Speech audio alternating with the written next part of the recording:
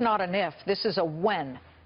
We have somebody who says no matter which candidate puts forth their proposal, so much uncertainty may push us into recession again. Let's bring in Kevin Hassett. He's joining me in a Fox Business exclusive. He's the former Federal Reserve senior economist, former Treasury Department policy consultant. And Kevin, let's just explain to people, you've been an economic advisor to George Bush, Mitt Romney, John McCain. You've worked for Herbert Walker Bush. You've worked for Bill Clinton. So let's just get right to it. What do you mean? We have no hope with either candidate? How is that possible?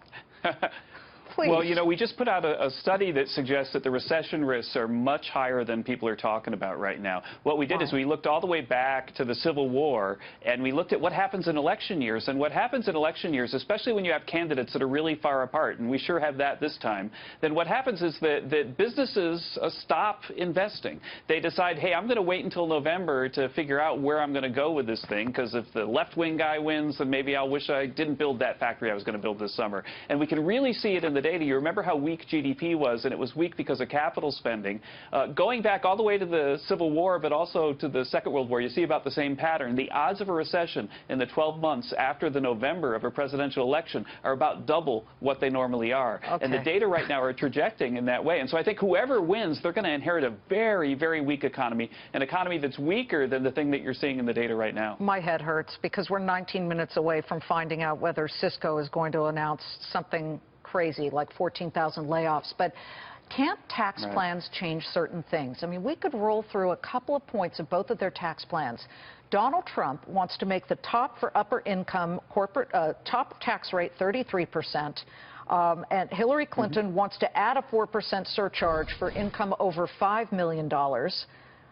Then you go to middle and lower income.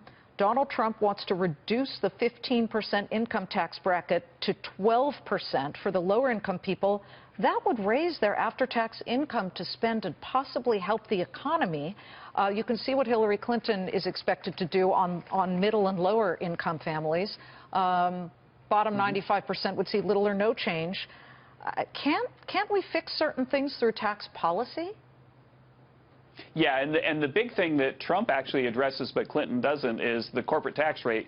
We have the highest corporate tax on earth. We've talked about that here on the show before. And with that really high rate, businesses are locating the jobs overseas. You were talking about just a little bit earlier, maybe the Ford plant's going to be in Mexico, right? And so if we could get the corporate rate lower, which Trump has proposed, then we could get the job creation back here. You know, Clinton's idea is to increase taxes and increase government spending and let the government spending stimulate job creation. You know, that's kind of what President Obama tried, and it didn't really work. If you're disappointed in the economy right now, then you probably understand that the Clinton plan is something that we shouldn't try again. I'm glad you're smiling because I'm feeling extremely depressed. But you are right. $830 billion stimulus that President Obama put out there, and we did not see what we should have seen during FDR, what we saw during FDR's The New Deal, where or Eisenhower, you know, we built things, we just put people to work. We fix stuff. Well, Clinton's talking about 900 billion-ish, right? And so her I thought she was saying 275 billion, and Donald Trump was talking more like 500 billion. No, her spending over 10 years, I think, is closer to going up around 900. Yeah, that's right. And that 10-year spending increase, she's calling the biggest job spending program ever. And she's trying to say that it's going to create a lot of jobs. But the fact is that the history of such programs is that they don't really succeed. If we want to create more jobs, I think we need something more, believe it or not, like the Trump plan. He's cutting taxes. It's traditional supply-side economics. Well, Kevin Hassett says that we need to realize we may be much closer to recession than we think, so we better do something. Kevin, thank you very much.